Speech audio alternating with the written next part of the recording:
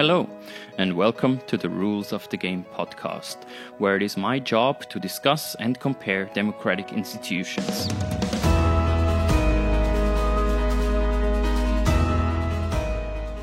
New Zealand's electoral reform of 1996 is an important case to know and understand for anyone interested in institutional change. So for people who want to learn about electoral reform, this episode provides many insights and lessons learned. With Jack Nagle, I discuss how New Zealand moved from a Westminster-type first-past-the-post system to a mixed-member proportional representation system that we find, for example, in Germany. The reform changed not only the character of its parliament, but also of its governments. The reform has allowed smaller parties to be better represented, and it also improved the overall balance of political power. Prior to the reform, the Labour Party and the National Party controlled the political regime, while now they mostly have to cooperate with smaller parties. Together, we discuss the major political events and developments prior to the reform and how many factors contributed to the reform movement and dynamics. We discuss the role that the parties in power and also those groups excluded from power played, but also the important role of direct democracy that pushed the political system forward in major steps. In addition, an educational campaign on the various suggested electoral systems was crucial in giving the people the knowledge to make a solid decision. Jack Nagle is Professor Emeritus of Political Science at the University of Pennsylvania School of Arts and Sciences, where he studies democratic theory, voting systems, social choice and political participation. He is the author of 2 books, Participation and the Descriptive Analysis of Power, and a co-editor of the book Representation, Elections and Beyond.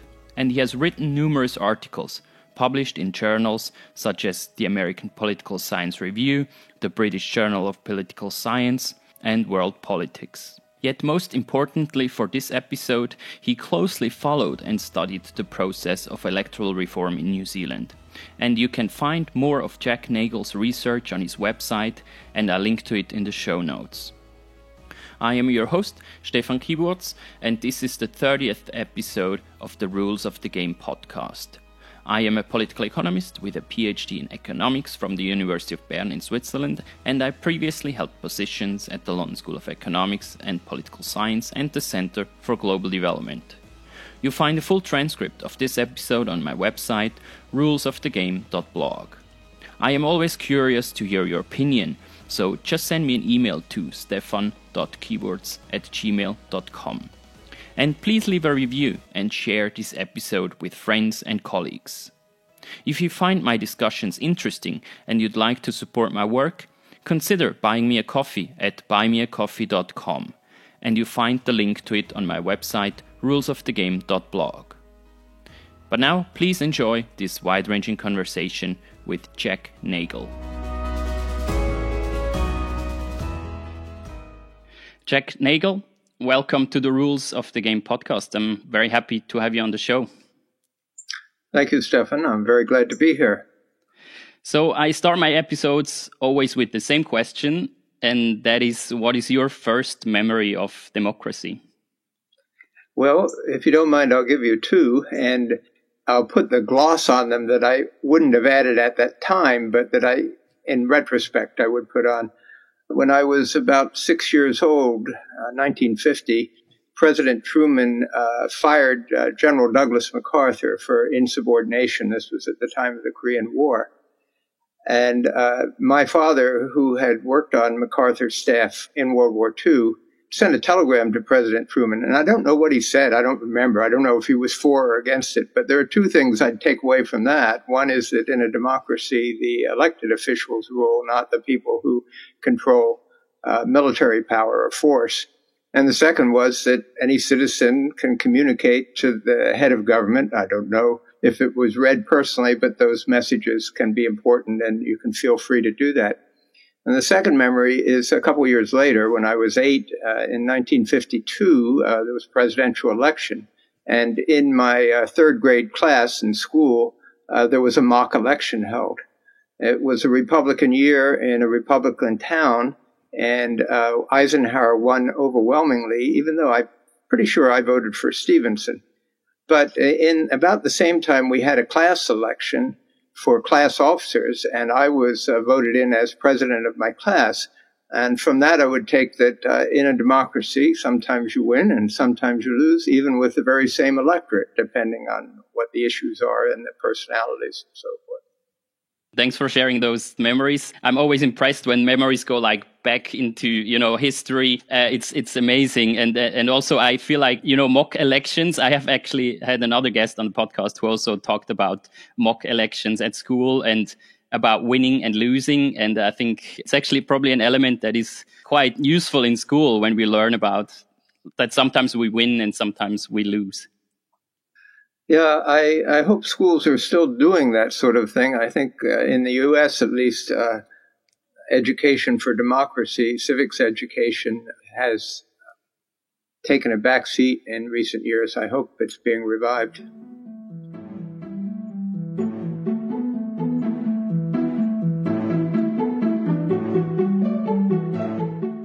Today, I'd like to talk with you about the electoral reform in New Zealand, the one in 1996.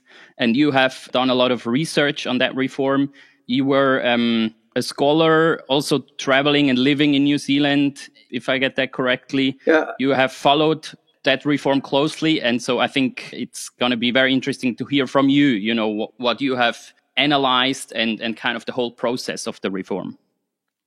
Yes, I was in New Zealand as a Fulbright scholar in 1986, and I didn't go there to study electoral reform. I didn't know it was anything that might happen. But at that time, there was a royal commission that had been appointed to study the electoral system.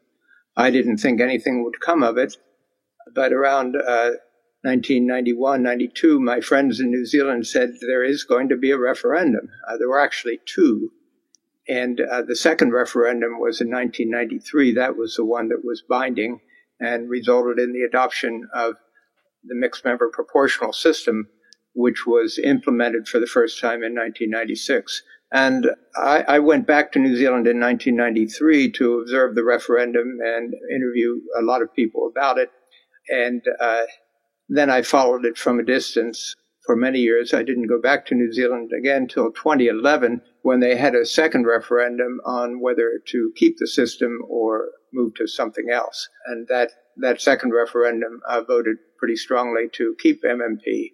So I was there to observe that and interview people about that. So we'll definitely get back to these referendums. But before we discuss how this whole reform came about, I'd like you to comment on something Arend Leipart said, who is a very well-known political scientist. He said New Zealand, before the reform, was kind of a perfect example of a Westminster democracy. What did he mean, and what were the elements of that type of government? Well, the pure Westminster system would have parliamentary sovereignty, no separation of powers into an elected executive and so forth. Either a unicameral system or a weak bicameral system. The House of Lords doesn't count for too much. New Zealand abolished its upper chamber long ago. First past post elections, which usually result in the dominance of two parties, one of which will control the government with an absolute majority after most elections. And that party's rule is pretty much unfettered. The New Zealand reform changed only one element of that collection of characteristics, but that was a very important element. That was the electoral system, from first past the post to a kind of proportional representation. But following as a result of that, you don't any longer have a pretty pure two-party system. You're very likely to have a multi-party system, and that's very likely to result in some form of coalition government, or more than one party having to agree on policies and legislation. And that all came to pass in New Zealand. So it was a quite crucial reform, even though the other institutions of a unitary government, parliamentary sovereignty, and so on stayed intact. And I definitely want to come back to that point of, forming government, how these coalitions changed over time. But before that, let's go back to prior to the reform.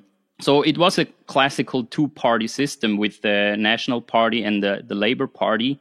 And they pretty much power moved between them, and the elections, what they produced were usually majorities in the parliament of seats, but often, or at least the few elections prior to reform, were quite controversial, right? Mm-hmm. Because I think there were several times when a party didn't win a majority of votes, but essentially ended up with a majority of seats. And that kind of created this criticism of the first past the post system, that essentially there were kind of constructed majorities. Can you maybe elaborate on what was the situation before the reform, and how did that public discussion also on alternative electoral systems come about, and also the commission that you mentioned, the Royal Commission of Inquiry into the Electoral System?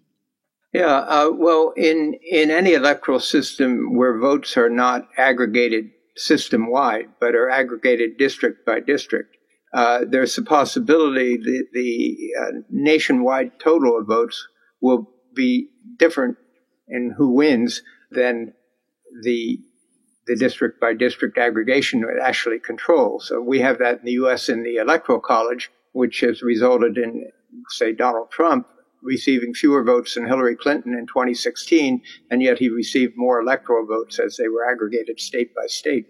Well, that can happen in a single-member district parliamentary system, such as Britain has or New Zealand had, and it happened twice in New Zealand in 1978 and 1981.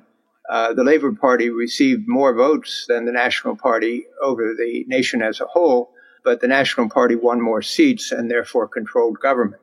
This, by the way, is not an uncommon pattern, not just in New Zealand, but in many other countries, because the party more on the left, which was Labour in New Zealand, tends to have its votes concentrated in urban areas. And with the densely populated urban areas, it can run up very big margins in some constituencies. And the party of the right tends to have a more evenly spread out vote in suburbs and rural and mixed areas. So there's a structural advantage very often to the party of the right. That's true in the U.S. for the House of Representatives also. But anyway, with those two wrong winner outcomes, Labour realized they were at a structural disadvantage. So they pledged in their manifesto or party platform to set up a royal commission to have an inquiry into how to avoid that. In 1984, they won. There was a split in the National Party. A third party got a substantial number of votes, and that may have contributed to National's loss. And Labour did follow through to appoint a royal commission. And now they were just looking to tinker with the system. They didn't want to lose their position as a party that would control government from time to time and that would be part of a two-party duopoly. But they wanted that two-party duopoly to be more fair to them. But the commission that was appointed was a very distinguished group of 5 individuals with great ability and integrity, and they became, in effect, a runaway commission. They went around the world studying electoral systems in many countries and decided on one as the best system for New Zealand. They called this the mixed member proportional. It was actually based on the German system, a system that Germany has had since World War II. So that's how MMP got on the agenda, but the story of how it adopted is far more complex than that. One question I have is, what was necessary for this royal commission to get started? So Labour was in government at that time when they appointed the commission, right? Because it was like a campaign promise. Yes. Well, the appointment of the commission was in the hands of the Minister of Justice, who was also the Deputy Prime Minister. His name was Geoffrey Palmer. And he was a very unusual political leader because he wasn't really a politician. He had been a professor of constitutional law and indeed had formerly been a member of the National Party who switched for reasons we don't need to go into. So he was more of a reformer than a politician.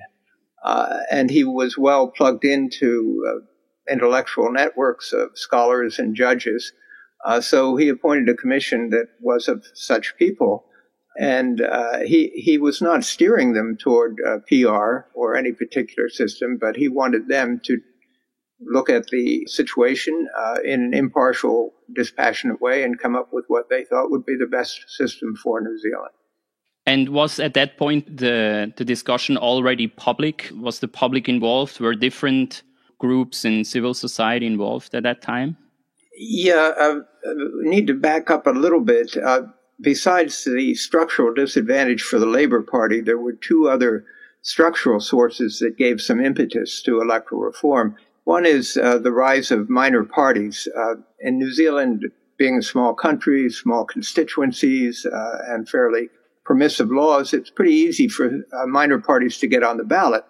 But under the first-past-post system, even if they got a substantial number of votes, they would not win any seats usually, once in a while, maybe 2 seats or something, but way less than their vote. So the people who voted for these minor parties became a constituency for reform. They realized the system was stacked against their point of view.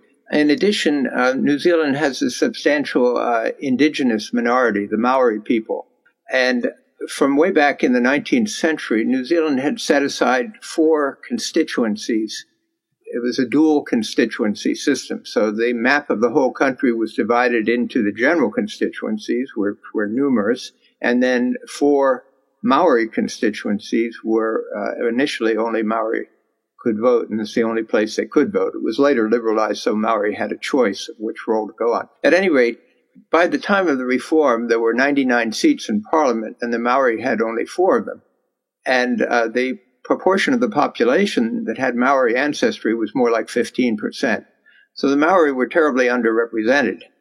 In addition, by concentrating their votes in constituencies that are all Maori, those constituencies were won overwhelmingly, always at that time, by the Labour Party. And that contributed to the wrong winner outcomes in 1978, 1981.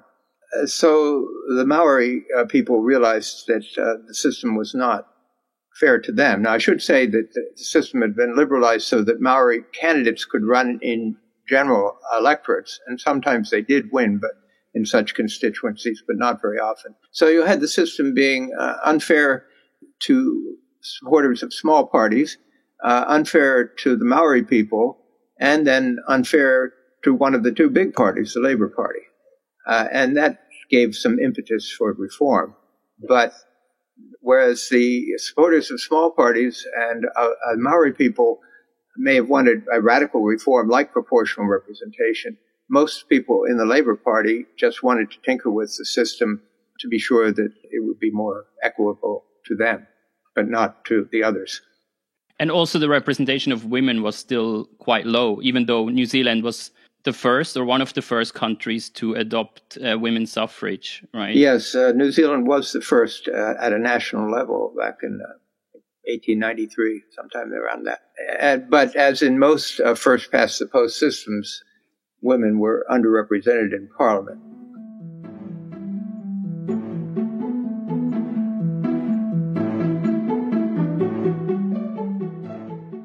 So leading up to the first referendum, which was more like a consultative, it was not a binding referendum, in 1982, the National Party was back in power. And they were traditionally not in favor of electoral reform. What was kind of the push, or why did they have to follow through with these referendums? Well, both parties, or particularly National, put their short-term campaign interests ahead of their long-term interest in keeping the system the way it was. And they did this by miscalculation. They thought it wouldn't hurt. But in the election of 1987, the Prime Minister, David Lange from the Labour Party, in a debate had made a promise to hold a referendum on the recommendation of the Royal Commission. And almost immediately his party in Parliament said, no, we don't want to do that because it might create a multi-party system and we would no longer be in sole in power. So they backed away from it. Well, in the 1990 election, the National couldn't resist seizing on that betrayal of a campaign promise And campaign promises were very important in New Zealand. They were supposed to be adhered to strictly. So National pledged to hold a referendum if they were elected into power, and they were. Now, at the time they made that promise, they didn't think that a reform would ever pass. But there were several ingredients that led to the reform being successful. One was the ongoing efforts of a grassroots group called the Electoral Reform Coalition, which had been pushing all through this period for a referendum on Royal Commission's recommendation. And they were very vigorous, and they never gave up, and that led to politicians having to respond in one way or another. The second was that both the Labour government from 1984 to 1990 and the national government that followed in power were implementing very radical economic reforms that greatly liberalized toward a free market kind of system, what had formerly been a very sheltered, almost socialist system with full employment, more equality, and not a lot of economic competition, not a lot of openness. So these radical reforms were pushed through by those governments without majority support. Each of those governments had less than a majority of the electorate behind it, and they could use party discipline in Parliament and the dominance of the cabinet to push through reforms that really were supported by only a pretty narrow slice of the electorate. And so people more and more who were unhappy about the reforms or the way in which they'd been adopted without a real consensus, without compromise, began to blame the electoral system for enabling one party to have sole power, monopoly of power, on the basis of well under a majority of votes. I think the national government of 1990 or 1993 had only about 35% of the vote. So that led to more questioning of the electoral system per se. In addition, the immediate impact of the reforms was very bad on the economy. And the economy went into a tailspin with high unemployment, a great increase in economic inequality, and stagnation of the GDP. There was no growth for several years. So by the time the referendums were held, particularly the indicative referendum, the first one in 1992, people were just angry, not just because they didn't like the electoral system, but because everything was going badly. And the distrust, there was a lot of distrust in government as well, right? That's right. Blaming politicians, blaming the system that gave them so much power, and just wanting to vent frustration. So, contrary, in 1990, National, making that promise to hold a referendum, thought it's okay, we can keep the lid on, we'll control the outcome. But by 1992, they had lost control, and it was a popular uprising. The vote was overwhelming that the first past post should be replaced. And then there was a second part to the referendum that said if it's replaced, which of four systems should be adopted. And that part was also a very strong majority for the mixed member proportional system that the Royal Commission had recommended.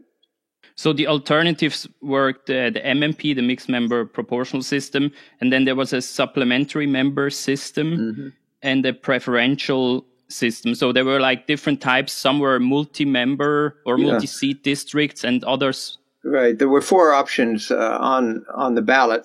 One was kept single-member constituencies, but used the preferential or alternative vote. In the U.S., it's sometimes called the instant runoff system, and that's the Australian system for their House of Representatives, so it was quite familiar to New Zealanders. A second system was also based on ranked choice or preferential ballot, but had multi-member constituencies, and this is called single transferable vote. It's the system used in Ireland, in Malta, and for the Australian Senate. It's a form of proportional representation, but a less precise form. So like based on a ranked choice ballot? Ranked choice ballot. The third system was the so-called supplementary member, and that, like the mixed member proportional, it would have single member constituencies and some people elected proportionally from a party list. But the people elected from the party list, there would not be any compensatory allocation of seats, so no adjustment of the list seats for the outcome in the constituencies. So it was not a truly mixed system. It added an element of proportionality to the same basic system that they already had. And I think that's the system that politicians in New Zealand had favored. If there had to be a reform, let's put a little element of proportionality on it, and that may enable the party that gets more votes to get more seats, but it won't change the fundamental single-member constituency dominance. Right, because the proportional part would have been only a small minority of seats, right? So that's right. The overall system wouldn't have been very proportional. It would still, the two parties could have controlled that system. Exactly. And why do you think this coalition behind the mixed member proportional system grew that strong? Or why was the choice of MMP so strong? Was it just because the Royal Commission was behind that choice as well? Or were there other reasons? I think that was the reason, although I'll say a little more about why it was the reason. In any electoral reform movement, there will be different reforms that might solve the same problem. We see that in the U.S. right now, that where there's division among would-be reformers. Some favor the instant runoff alternative vote system. Some favor something called approval voting. Some favor others. And because they can't get together, they're unlikely to ever be successful. So you need reformers to converge on a focal alternative where they say, this is the one that we will all come together on. And the fact that MMP had been recommended by the Royal Commission made that the focal alternative that they could converge on. But it wasn't just that it was recommended by the Royal Commission. The Royal Commission issued a report that was a book-length report, and it is a remarkable document. It's a very fine work of applied political theory. And because they made such a thorough and convincing case, people were persuaded that many people were persuaded that this really was the best system for New Zealand. Now, there may have still been some supporters of, say, single transferable vote, which was the traditional preferred reform in the Anglo-American countries, because it involves voting for individual candidates, not for party lists. So there may have been some people who still wanted that, but with the Royal Commission report establishing MMP as the likely option and persuading so many people that it was really the best one, they came along and joined the coalition. Yeah, and also probably the experience in Germany, right, which was overall quite successful, I think. Yes. Was probably a good reason, right? If you're going to have a new reform, it always helps for it not to be entirely new, but something that's been tested. Exactly. So there was in 1992 the indicative referendum, as you call it, when 85%, if I get that right, of voters were in favor of changing the electoral system. That's right. And then 70% were in favor of MMP, of, the ones who wanted to have the change. And then it gives the other three options. Yeah, exactly. So the MMP was clearly the winner. And then in 1993, there was the binding referendum. So essentially the National Party government, they had to follow through, right? They couldn't just ignore this indicative referendum. Yeah, when you had that overwhelming vote in the indicative referendum, they had to go along.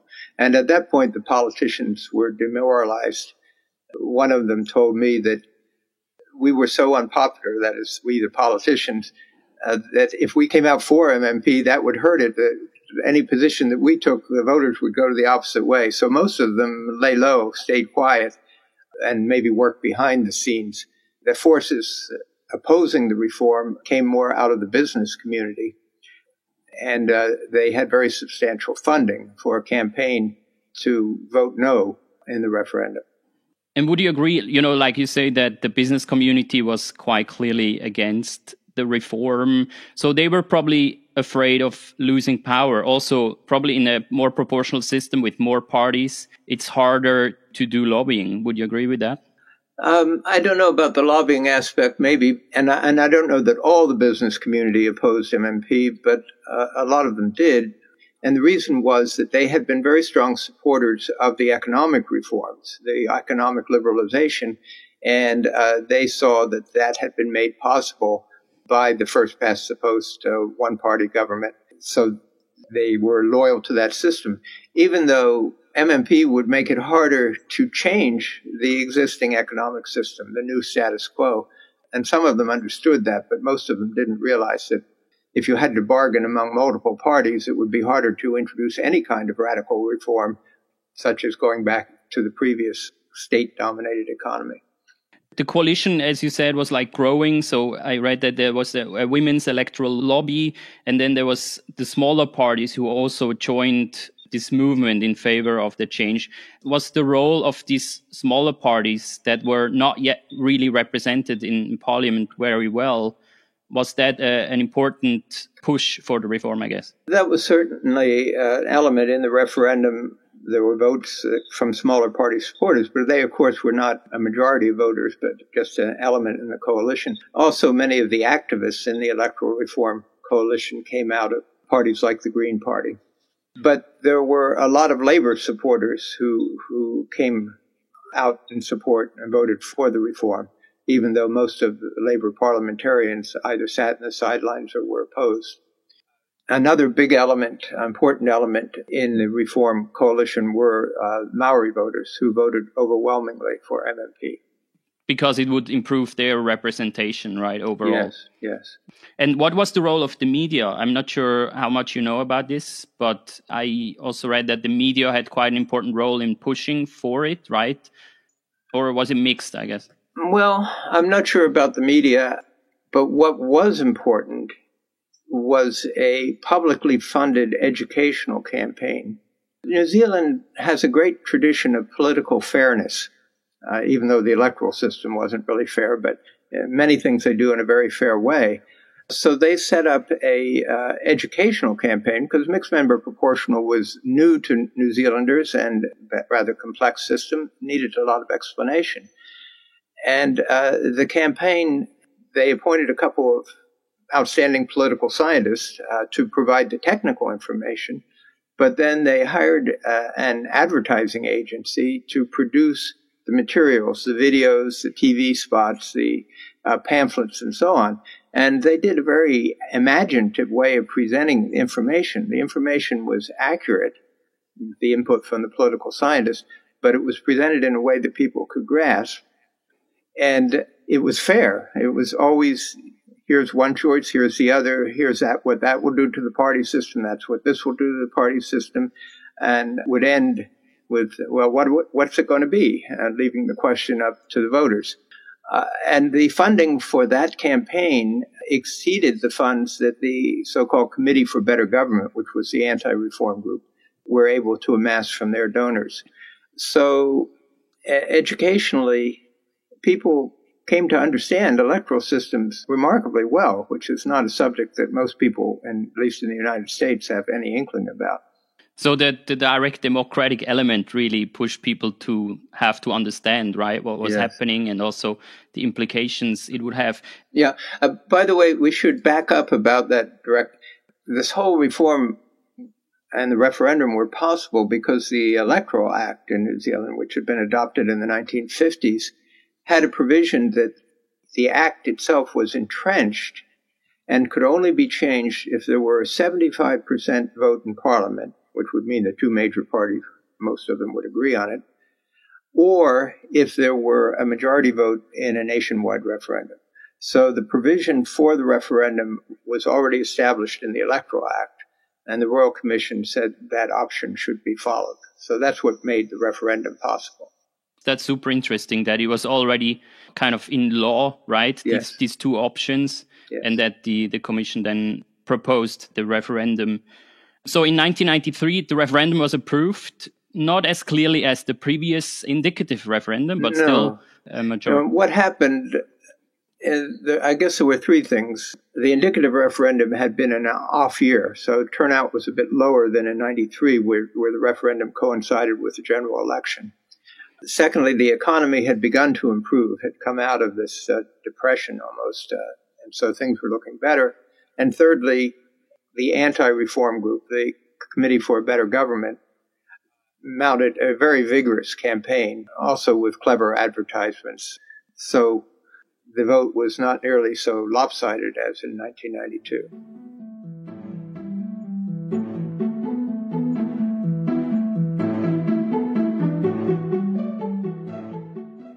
obviously, I'd also like to talk about, the consequences of the reform. It was implemented then in the subsequent 2 years. 1996, yes.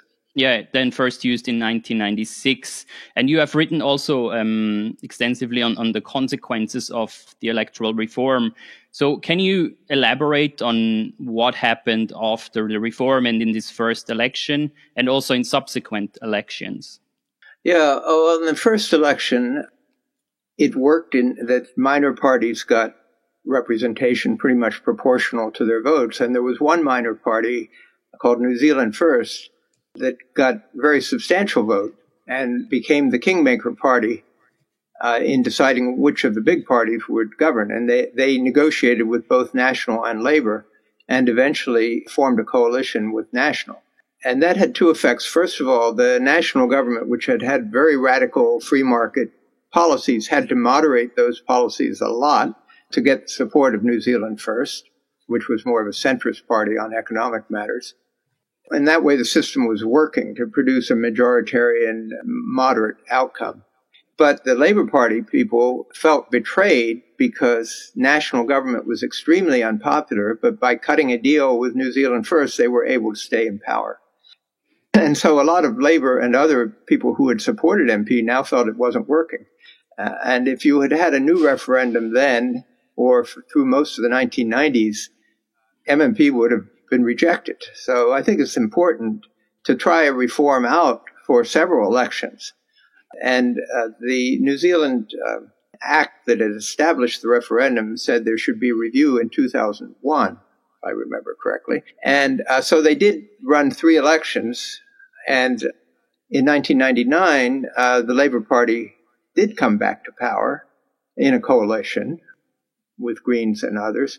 So they said, oh, the system can work for us. And so the 2001 review, which was just within Parliament, said, let's keep this system. And by then it was locked in. Any decision made by Parliament, most of the members of Parliament were elected because of the new system. The people from small parties would not have been there without it. And many of the people from the 2 major parties had got in on the party lists, not in the constituencies. So you weren't going to get a change out of Parliament at that point. And so since then, I don't know how many elections we're talking about, almost 30 years. And they have elections every 3 years in New Zealand. And both major parties have had substantial periods in power, but they've always had to govern with the support either in a formal coalition or an understanding of support on votes of confidence and supply of budget, with the exception of the current government. And the current government is the Labour government led by Prime Minister Jacinda Ardern. And she became something of a national hero, or international hero. Yeah. The news was always presenting her everywhere, yeah. Well, the 2 big events were the horrible Christchurch massacre, where her response was widely praised, and then the pandemic, where New Zealand, under her leadership, had very strong response to the pandemic, shut down the borders, had a lockdown that was very successful. So New Zealand had only like 25 deaths in the whole pandemic. And she got a lot of support out of that. So they held an election during the pandemic in 2020, and Labour got an absolute majority of seats. That's the only time that has happened, if I got it correct. They had 65 out of the 120 seats. Even so, they formed an agreement with the Green Party where the Greens didn't join the cabinet, but had some ministerial positions outside of cabinet and were cooperating with Labour. And I think Ardern and others felt that principle of multi-party government and more than just one party running things was an important thing to retain. And it also gave her some leeway in dealing with her own caucus, which has had some fractious members, and she only had a majority of 5 seats. So if any of them got too obstreperous, she could turn to Greens. And were there any periods when forming a government was difficult? Because this is always like an argument, right, of people against proportional representation. And obviously, if you have a lot of fragmentation in parliament, building parliamentary governments is much harder. Was this ever an issue? Yes, it was in the very first MMP election, 1996, because the negotiations between New Zealand First and the 2 major parties took a very long time. by New Zealand standards. I mean, they were used to governments forming immediately after an election, and it was weeks. I don't remember how many, but quite a while. And that was another thing that soured people on MMP. But following that, the politicians got more used to using the system, and sometimes they had pre-electoral agreements about who would form a coalition with whom. And New Zealand First support fell very precipitously in the next election because people felt that they had behaved in a cynical, opportunistic way. So I don't know the exact length of time in all the subsequent elections, but there's not been anything that protracted that I'm aware of. And the politicians, I guess, also have to become used to the new system, right? To actually building coalitions, while before the party could just solve that issue within the party. Yes, and they learn to work with it. I think one thing that the major parties learn to do is to turn less often to formal coalitions, but to have minority governments very often where they could play off the minor parties against each other. And for one piece of legislation, go to one minor party, and for another, go to another. And that prevented any minor party from having too much power. And sometimes the minor parties preferred to be outside of cabinet because if a minor party goes into formal coalition with a big party, the big party will get credit for most of the gains, and the minor party will be seen by its followers as having sold out if they don't get their core demands. We saw this in Britain with the Liberal Democrats in coalition with the Conservatives. It turned out to be quite disastrous for the Liberal Democrats.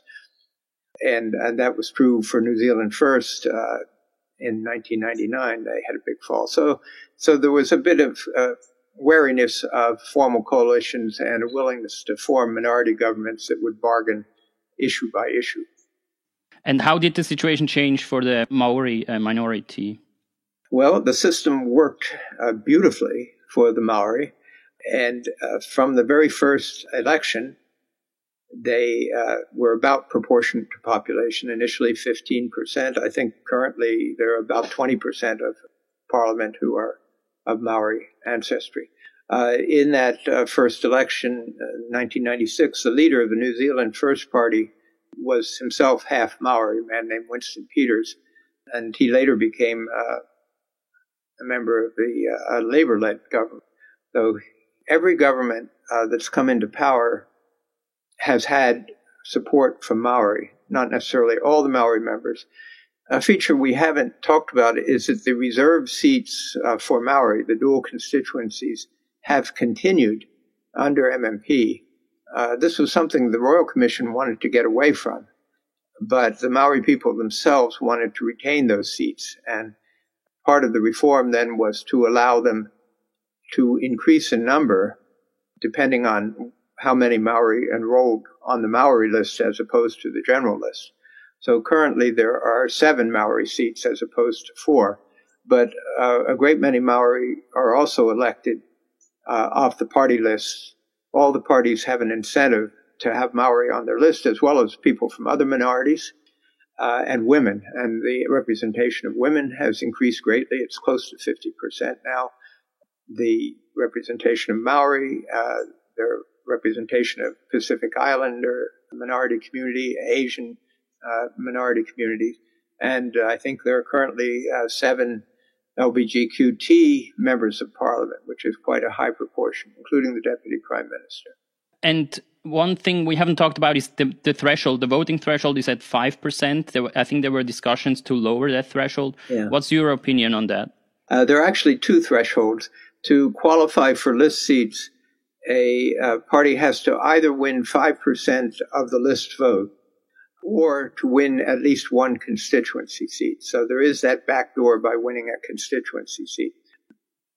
My opinion is that and I gave this advice in 2011, a number of other political scientists did too, that the threshold should have been lowered, maybe to 3%. A lot of the strengths of the system are due to its proportionality.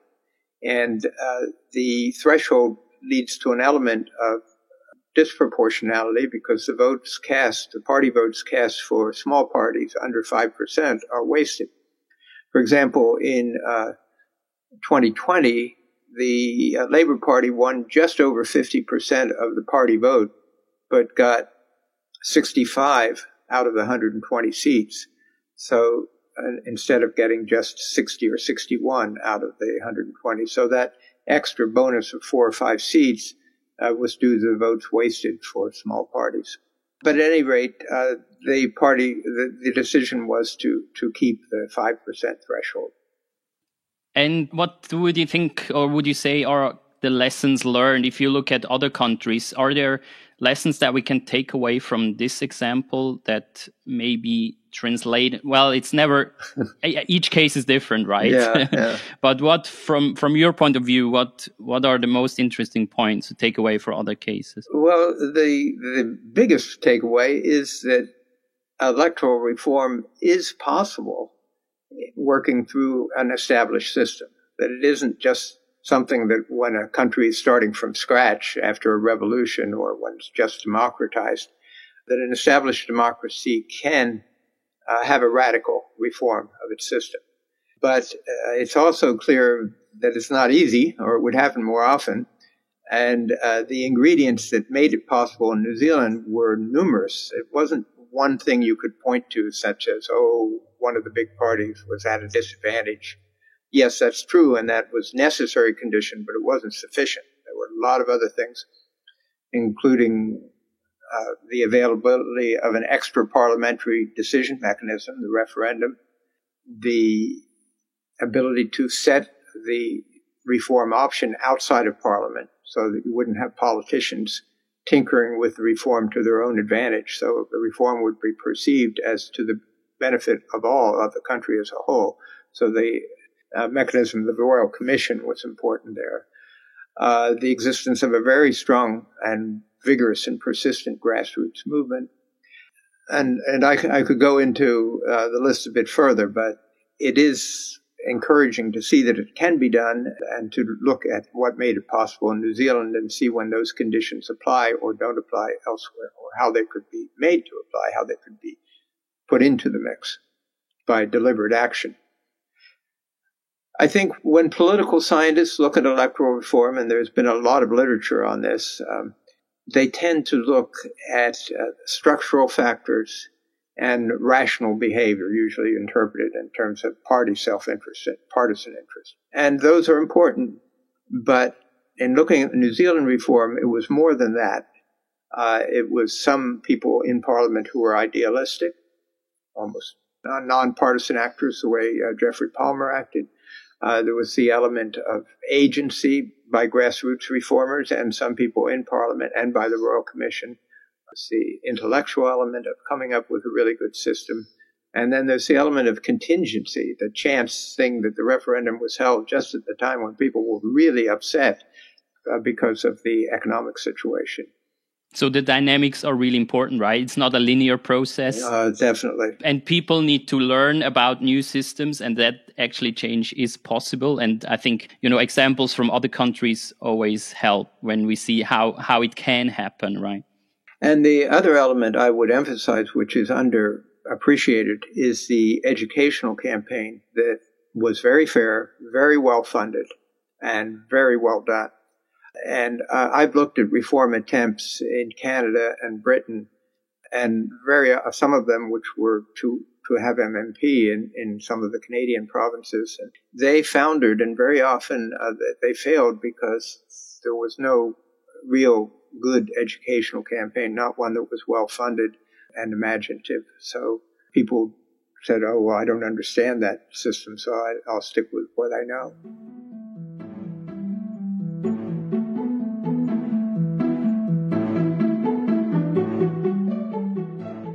So for people who'd like to read up, I definitely link to your work, to your website, but can you recommend any other papers or books on this case, or maybe on cases in general?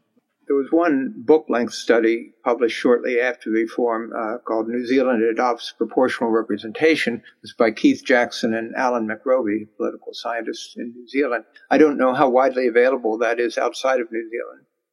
Two New Zealand authors of that time still around that I would recommend strongly are Jack Vowles, Vowles, He had a very good paper in the International Political Science Review in about 1995. And Jonathan Boston.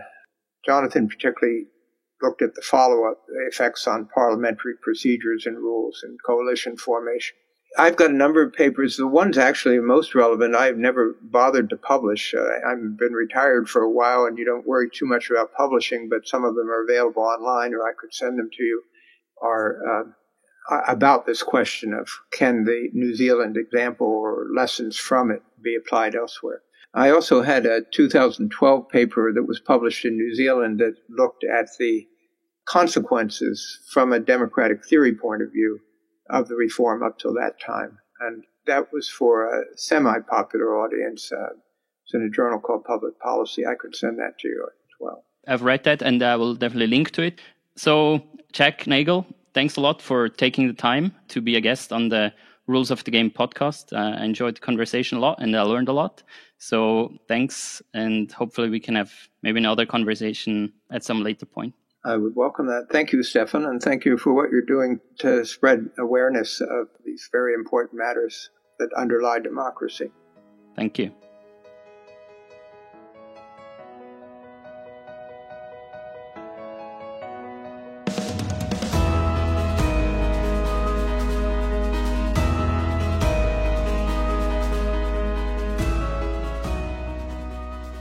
Thanks for listening to this episode. I really appreciate you've taken the time. If you enjoyed it and you'd like to help support the podcast, please share it with others, post about it on social media, or leave a rating and a review. It really helps my message to get heard. If you have suggestions for future episodes or feedback on the podcast, don't hesitate to contact me by email at stefan.keiberts@gmail.com. I'll put my email address in the show notes. To catch all the latest from me, you can follow me on Twitter at Skyberts, that's SKYBURZ, and on LinkedIn. Thanks again, and I'll see you next time.